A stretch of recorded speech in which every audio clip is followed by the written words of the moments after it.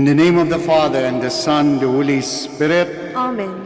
The Lord be with you. And with your spirit. Magandang umaga po sa inyong lahat, and welcome to the Minor Basilica of Our Lady of the Rosary of Manaoag. My dear friends, my dear brothers and sisters, today's readings illustrate how God chooses His ministers. He reserves a special place for those who acknowledge their unworthiness. Knowing their call is a pure gift from the Lord, God's servants then remain humble. May this celebration enkindle in us the desire to respond to God's call to service. My dear friends, at the beginning of our celebration, we once again call to mind our shortcomings, our unworthiness because of our sins, and so we ask the Lord for pardon and strength. You were sent to heal the contrite of heart. Lord, have mercy. Lord, have mercy. You came to call sinners. Christ, have mercy. Christ, have mercy. You are seated at the right hand of the Father to intercede for us. Lord, have mercy. Lord, have mercy. May the Almighty God have mercy on us, forgive us our sins, and bring us to everlasting life. Amen.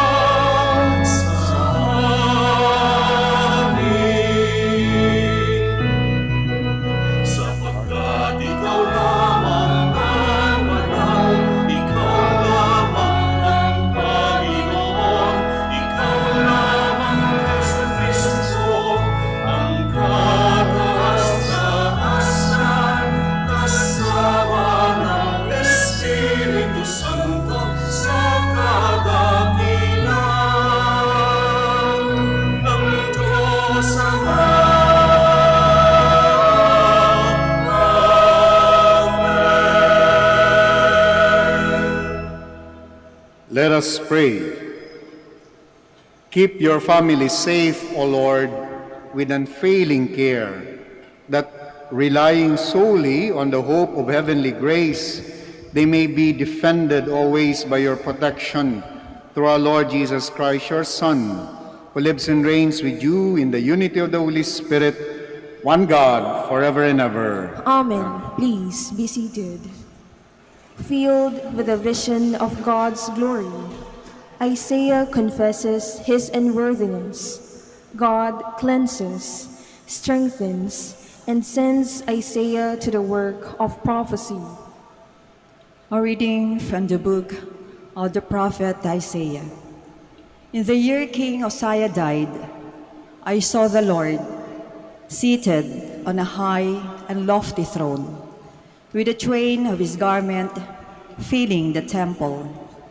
Seraphim were stationed above. They cried one to the other, "Holy, holy, holy is the Lord of hosts.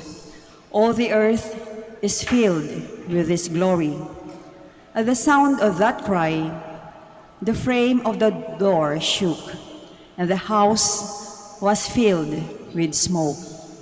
Then I said, "Woe is me, I am doomed, for I am a man of unclean lips, living among a people of unclean lips. Yet my eyes have seen the King, the Lord of hosts." Then one of the seraphim flew to me, holding an ember that he had taken with tongs from the altar. He touched my mouth with it and said, "See, now that this has touched your lips, your wickedness is removed.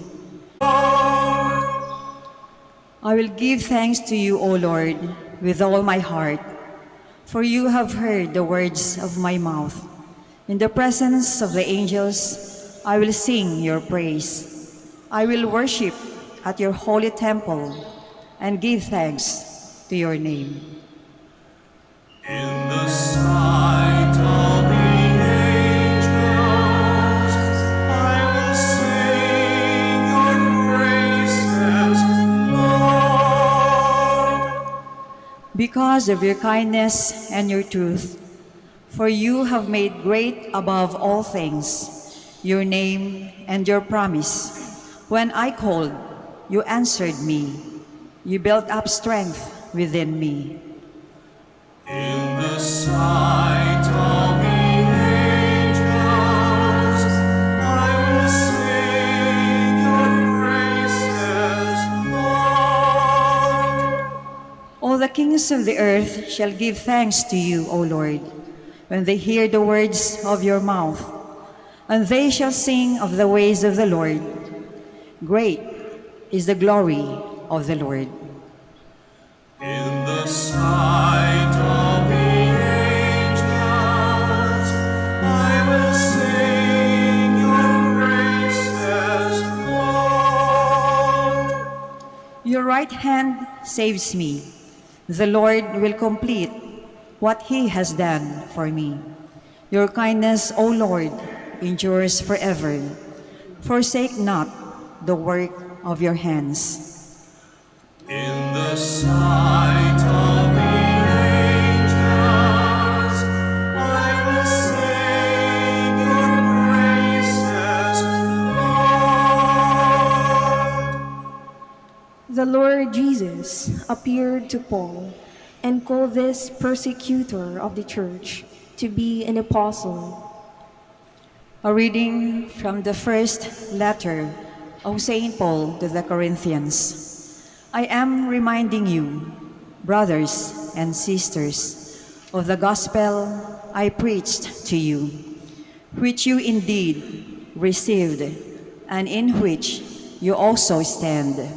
Through it, you are also being saved, if you hold fast to the word I preached to you, unless you believe in vain. For I handed on to you, as of first importance, what I also received, that Christ died for our sins in accordance with the Scriptures, that he was buried, that he was raised on the third day in accordance with the Scriptures, that he appeared to Cephas, then to the 12. After that, he appeared to more than 500 brothers at once, most of whom are still living, though some have fallen asleep. After that, he appeared to James, then to all the apostles. Last of all, as to one born abnormally, he appeared to me. For I am the least of the apostles, not fit to be called an apostle, because I persecuted the church of God. But by the grace of God, I am what I am, and His grace to me has not been ineffective. Indeed, I have toiled harder than all of them. Not I, however, but the grace of God that is with me. Therefore, whether it be I or they, so we preach, and so you believed. The word of the Lord. Thanks be to God. Please stand.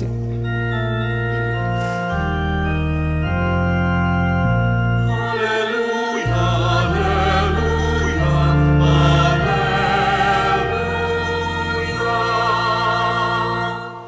Come after me, and I will make you fishers of men.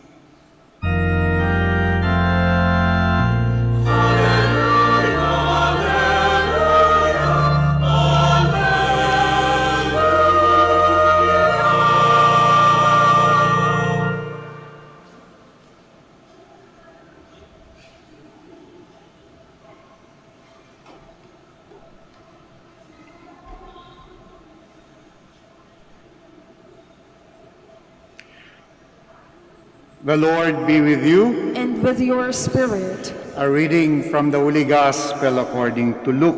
Glory to you, O Lord. While the crowd was pressing in on Jesus and listening to the word of God, he was standing by the lake of Gennesaret. He saw two boats there alongside the lake. The fishermen had disembarked and were washing their nets. Getting into one of the boats, the one belonging to Simon, he asked him to put out a short distance from the shore. Then he sat down and taught the crowds from the boat. After he had finished speaking, he said to Simon, "Put out into the deep water and lower your nets for a catch." Simon said in reply, "Master, we have worked hard all night and have caught nothing. But at your command, I will lower the nets." When they had done this, they caught a great number of fish, and their nets were tearing. They signaled to their partners in the other boat to come to help them. Then they came and filled both boats, so that the boats were in danger of sinking. When Simon Peter saw this, he fell at the knees of Jesus and said, "Depart from me, Lord, for I am a sinful man." For astonishment at the catch of fish they had made seized him and all those with him, and likewise James and John, the sons of Zebedee, who were partners of Simon. Jesus said to Simon, "Do not be afraid. From now on, you will be catching men." When they brought their boats to the shore, they left everything and followed him. The Gospel of the Lord. Praise to you, Lord Jesus Christ. Please be seated. Ang ganda ng binasa nating Ebanghelyo. Ang daming side story, ang daming po pwedeng temang pagnilayan po natin. No? And it speaks to us on several levels. At I would like to focus and I would like to invite you doon sa command ng ating Panginoon kay Simon Peter to go out into the deep and lower your nets. Go out into the deep and lower your nets. Bakit ito? Ito yung unang sumagi po sa akin kasi mahilig po ako mamalengke ng isda. At madalas, paminsan-minsan pala, kapunta ako sa Bulinaw para mamalengke. Layo ano? Mura kasi doon at saka fresh yung isda. But when I went there last January, ang sabi ng suki ko ay, Father, pasensya na, mahal talaga ang isda ngayon. Katatapos pa lang ng Pasko at malamig pa daw. Alala ko yung eksenang yon nung mabasa ko yung Ebanghelyo at pinaghahandaan yung maibabahagi po sa araw na ito. Sumagi sa utak ko yung mga kataga na andito sa ating Ebanghelyo, siguro hindi sila pumunta doon sa malalim at doon lang sa usual sila nangisda. I was tempted to say, go out, put out into the deep waters and lower down your nets. Put out into the deep waters and lower down your nets. Meaningful po yung command na yon ng ating Panginoon sa mga apostoles, lalong-lalo na kay Simon at sa kanyang mga kasamahang mga mangingisda, sapagkat they've been fishing all night. No? I'm sure alam nila kung nasaan yung maraming isda. I'm sure alam nila kung saan usually nakakakuha sila ng maraming isda. But during that time, walang makuha. So, they must have said, well, it's one of those days na wala ka talagang mahuli. Sa mga mangingisda, may mga araw ho talaga na ganoon din. No? Pagbilog ang buwan, pagka malamig ang hangin, malamig ang klima, mahirap daw mangisda. No? So, Simon Peter, they are already cleaning their nets. And they must have said, well, it's one of those days. Sa mga nagnenegosyo, maaaring ganito yung sitwasyon. May mga araw na matumal ang benta. One of those days. Diba? Sa mga nagpapasada ng jeepney, ng tricycle, minsan kakaunti yung sumasakay. One of those days. Maagang paparada, maagang magpapahinga. Yung mga negosyante, maagang magsasara ng tindahan sapagkat it's one of those days. Then here comes the Lord saying, no, go out into the deep waters and lower down your net. Ang ganda po ng instruction na yon ng ating Panginoon because the Lord is telling Simon Peter several things. Una, Pedro, Simon, dito ka madalas mangisda sa comfort zone mo, go into something na hindi mo pa napupuntahan, into something that might be a little bit dangerous, into something that is unfamiliar to you. And do not worry, I will be there with you. Go there into the deep, the unfamiliar, and there lower down your nets. May mga comfort zone tayo sa buhay natin. May mga madalas tayong yun na lang ang gawin, ganun na lang yung maiambag, ganun na lang yung nakagawian, comfort zone. Sa Ebanghelyong binasa natin, yinuyugyug yung comfort zone natin na yon, and we are being challenged to go out of it and to go into the deep. At kapag umaalis tayo sa comfort zone natin, nakakakaba. Hindi tayo sanay to go into the deep. But in the gospel that we read today, there is an assurance by the Lord, go into the deep because I was there, I am there, and I will be with you to go out of your comfort zone. Another thing na po pwede nating pagnilayan doon sa go out, put out into the deep, is an invitation to dig deeper inside. Lahat tayo po ay mayroong tinatawag na threshold o hangganan. Halimbawa, hanggang saan ba ang pasensya nyo? No? Kailan ba kayo bumibigay at sinasabi, halika nga, mabatukan na nga kita. Bus na pasensya ko sa iyo. May threshold tayo. May mga pagkakataon rin na sabi natin, hanggang dito ka na lang, hindi kita mapapatawad sa ginawa mo. May threshold. No?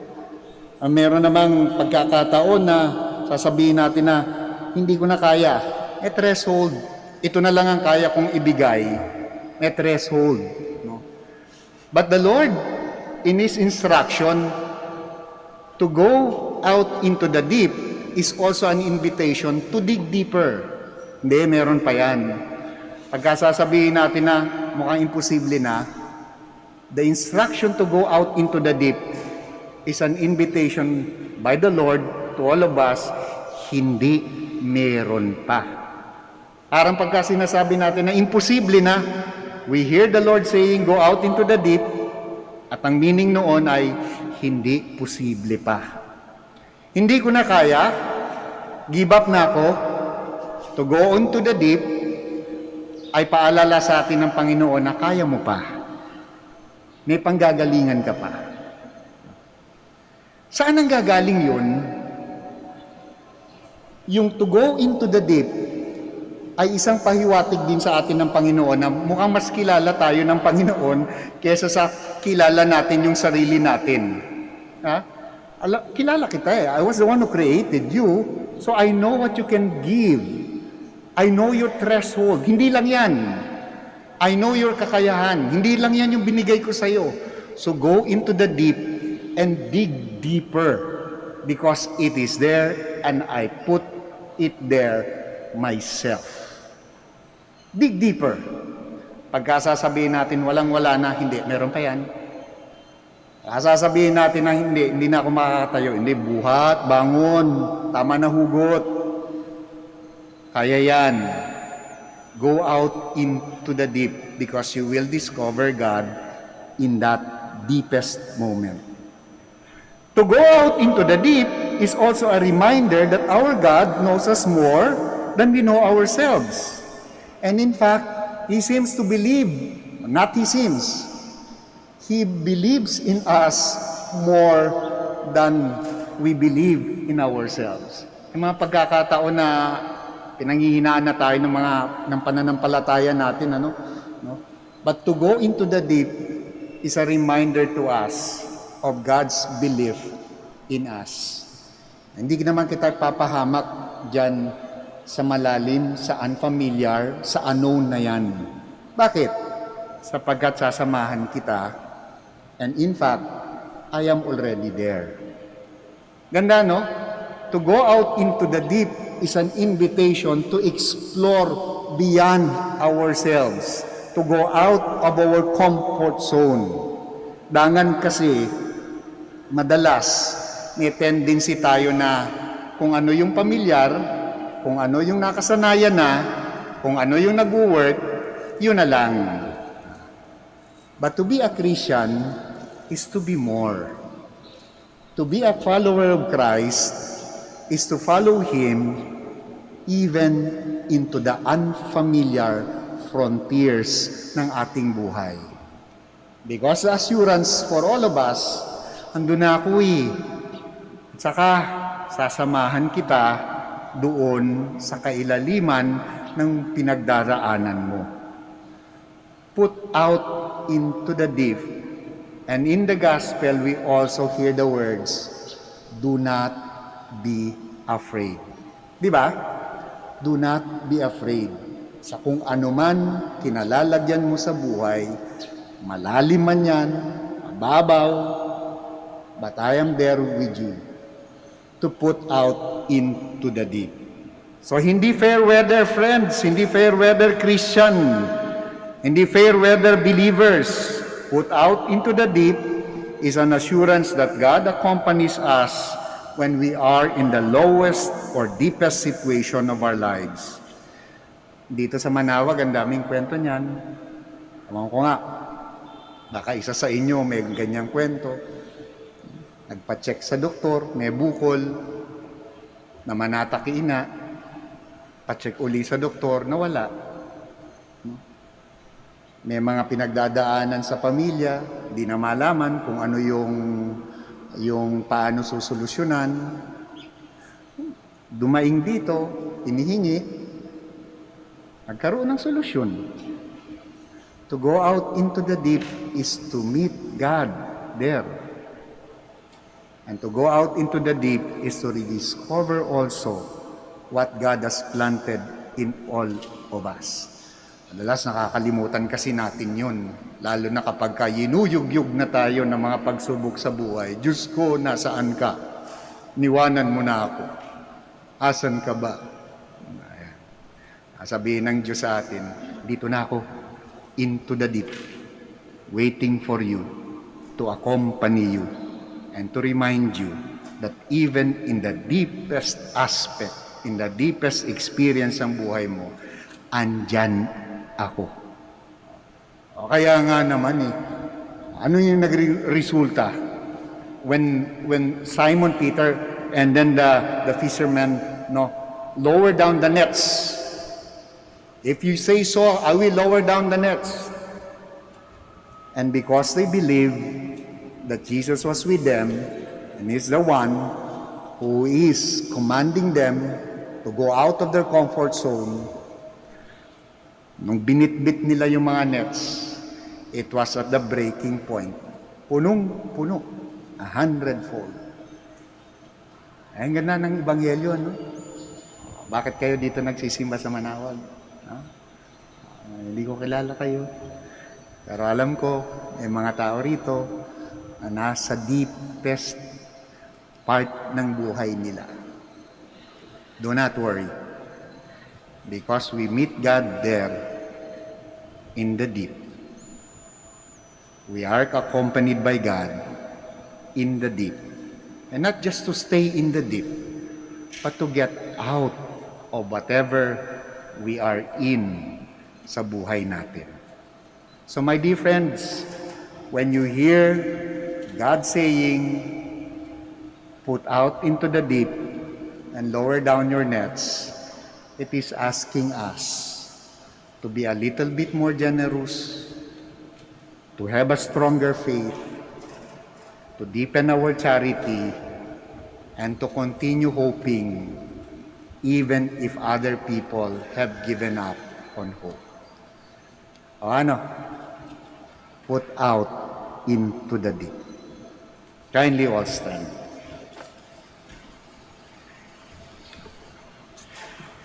I believe in one God, the Father Almighty, maker of heaven and earth, of all things visible and invisible.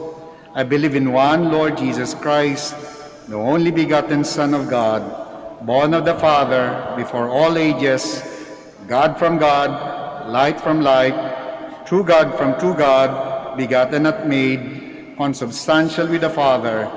Through him all things were made. For us men and for our salvation, he came down from heaven. And by the Holy Spirit was incarnate of the Virgin Mary and became man. For our sake he was crucified under Pontius Pilate. He suffered death and was buried and rose again on the third day, in accordance with the Scriptures. He ascended into heaven and is seated at the right hand of the Father. He will come again in glory to judge the living and the dead, and his kingdom will have no end. I believe in the Holy Spirit, the Lord, the giver of life, who proceeds from the Father and the Son, who with the Father and the Son is adored and glorified, as spoken to the prophets. I believe in one holy Catholic and Apostolic Church. I confess one baptism for the forgiveness of sins, and I look forward to the resurrection of the dead and the life of the world to come. Amen. Let us pray to our Heavenly Father that we may live and celebrate the love we profess, so that we may be known as disciples of Christ with humble hearts. We pray, let your response be, Lord, let your love shine on us. Lord, let your love shine on us. For the Church and civil authorities, may the Lord fill them with a strong and unselfish love, that they may pursue justice and peace for all. We pray. Lord, let your love shine on us. For those who are unable to love because they have been badly hurt, may the Lord heal their wounds so that they may experience the happiness of loving and being loved in return. We pray. Lord, let your love shine on us. For priestly and religious vocation, May the Lord inspire more young men and women to follow him through this vocation of love and total self-giving. We pray. Lord, let your love shine on us. For those who suffer pain, illness, or disease, especially from the COVID-19 virus, may the Lord restore their health and turn the anxiety of their families into joy. We pray. Lord, let your love shine on us. For our departed loved ones, may they experience great joy in the loving embrace of Lord. We pray. Lord, let your love shine on us. We pause. Let us pray for the urgent concerns of our community and their personal intentions. We pray. Lord, let your love shine. We also pause for a while and then we pray for the special intentions of the devotees of Our Lady of the Rosary of Manaoag, for their well-being, for their health and safety. We pray to the Lord. Lord, let your love shine on us. We continue to pray for our frontliners, especially our health workers, for their guidance, for their health, for their strength. And we also continue to pray for our leaders, both in the government as well as in the church, for their enlightenment and guidance also. We pray to the Lord. Lord, let your love shine on us. Loving Father, you have chosen us in Christ to be your faithful people despite our sinfulness. May our prayers and love for each other bring us closer to you who lives and reigns forever and ever. Amen. Amen. Please be seated.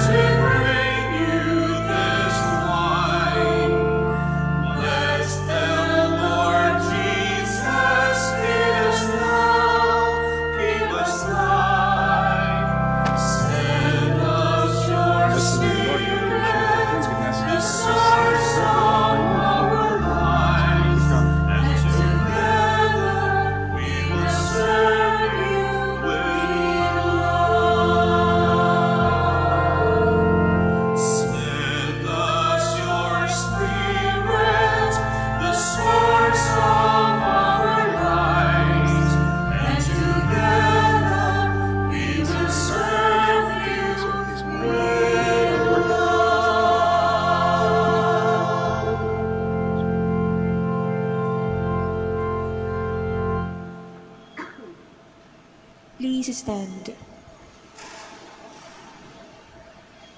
Pray, my dear friends, that my sacrifice and yours may be acceptable to God the Almighty Father. May the Lord accept the sacrifice at your hands for the praise and glory of his name, for our good and the good of all his holy church. Lord our God, who once established these created things to sustain us in our frailty, grant, we pray, that they may become for us now the sacrament of eternal life through Christ our Lord. Amen. The Lord be with you. And with your spirit, Lift up your hearts. we leave them up to the Lord. Let us give thanks to the Lord our God. It is right and just. It is truly right and just, our duty and our salvation, always and everywhere to give you thanks, Lord, Holy Father, Almighty and eternal God, through Christ our Lord. For through his paschal mystery, he accomplished the marvelous deed by which he has freed us from the yoke of sin and death, summoning us to the glory of being now called a chosen race, a royal priesthood, a holy nation, a people for your own possession. to proclaim everywhere your mighty works, for you have called us out of darkness into your own wonderful light.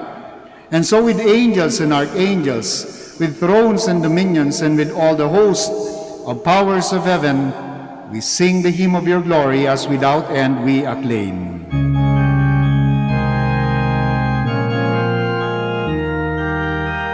Santo, Santo, Santo, Panginoon Diyos ng mundo, napupuno ang langit at lupa, nagdadakilaan mo, Hosanna, Hosanna sa kaitaasan, sa kaitaasan.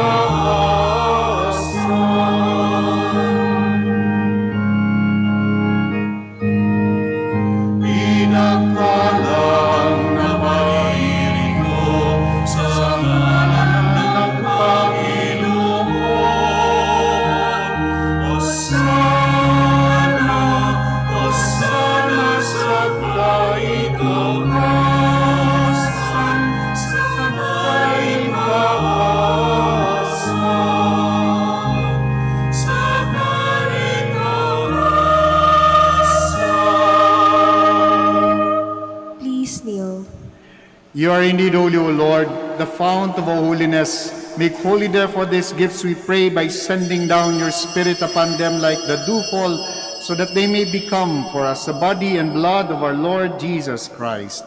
At the time he was betrayed and entered willingly into his passion, he took bread and giving thanks, broke it, and gave it to his disciples, saying, "Take these, all of you, and eat of it, for this is my body, which will be given up for you."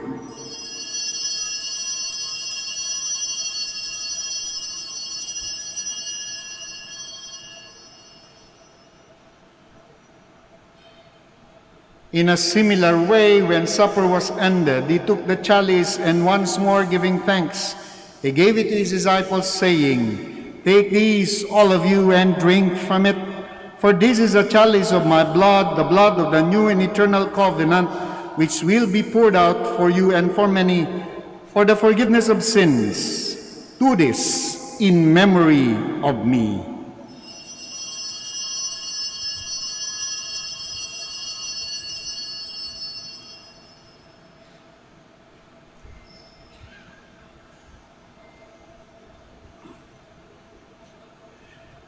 The mystery of faith.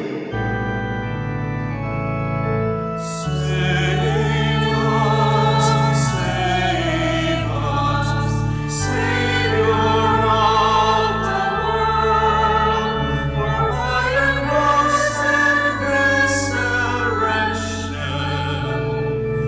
you have set us free. Therefore, as we celebrate the memorial of his death and resurrection, we offer you, Lord, the bread of life and the chalice of salvation, giving thanks that you've held us worthy to be in your presence and minister to you. Humbly we pray that, partaking of the body and blood of Christ, we may be gathered into one by the Holy Spirit. Remember, Lord, your church spread throughout the world, and bring her to the fullness of charity, together with Francis, our Pope, Socrates, our Archbishop, Fidelis, our Auxiliary Bishop, Gerard, the Master of the Order of Preachers, and all the clergy. Remember also our brothers and sisters who have fallen asleep in the hope of the resurrection, and all who have died in your mercy. Welcome them into the light of your face. Have mercy on us all, we pray, that with the Blessed Virgin Mary, Mother of God, with the blessed apostles and all the saints who have pleased you throughout the ages, we may merit to be co-heirs to eternal life, and may praise and glorify you through your Son, Jesus Christ. Through him, and with him, and in him, O God Almighty Father, in the unity of the Holy Spirit, all glory and honor is yours, forever and ever.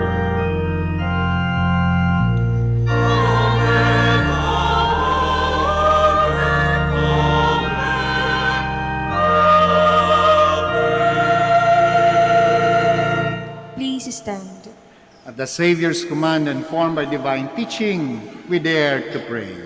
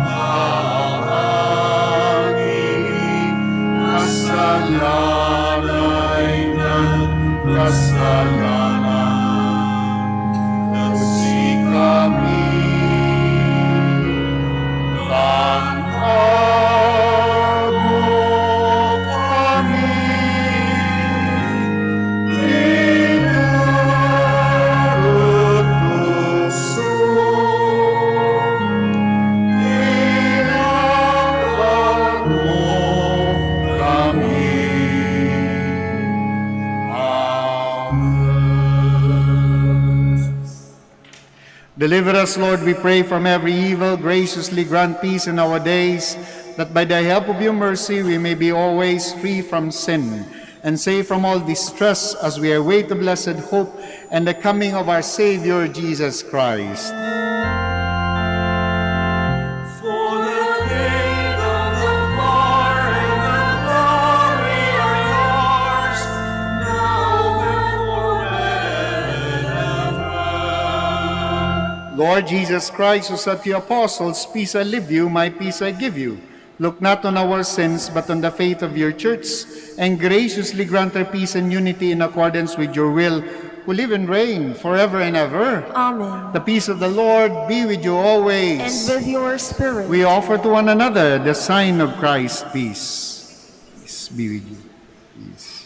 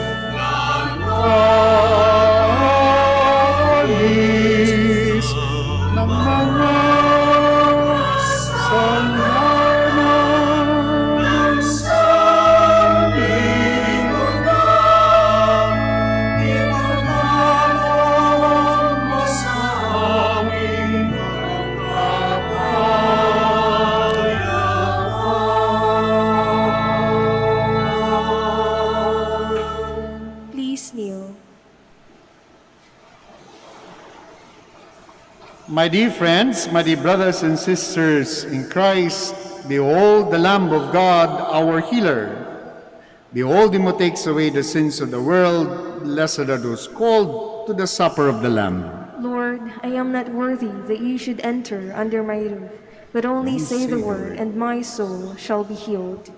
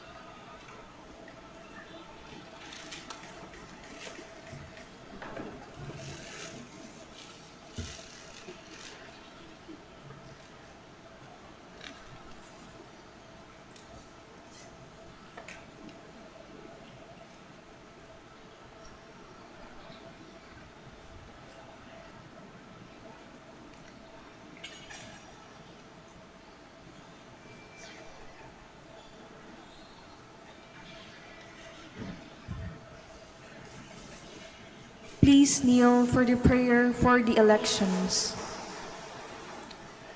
Let us pray that the forthcoming elections may truly reflect the will of the Lord who delivers the destinies of nations. Let us pray together. Deliver us, Lord. Deliver us, Lord, from coercion, violence, and terrorism, Deliver us, Lord. from dishonesty, lies, and all distortion of truth, Deliver us, Lord.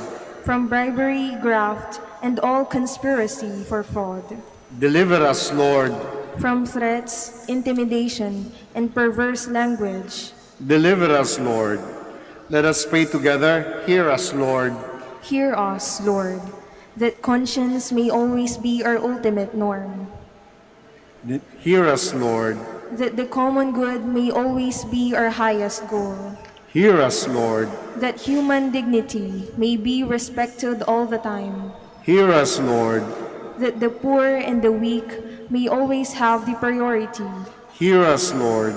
that genuine fear of God and love of neighbors may guide those who seek public office. Hear us, Lord. Let us pray. Shepherd of souls and Savior of the nations, politics is your gift to us, a call to serve others. May our political engagements for voters and candidates bring glory to your loving name and help us grow in holiness forever and ever. Amen. Amen. Please stand.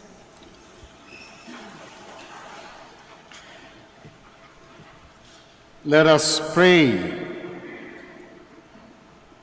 O God, who have willed that we be partakers in the one bread and the one chalice, grant us, we pray, so to live that made one in Christ, we may joyfully bear fruit for the salvation of the world, through Christ our Lord. Amen. Amen.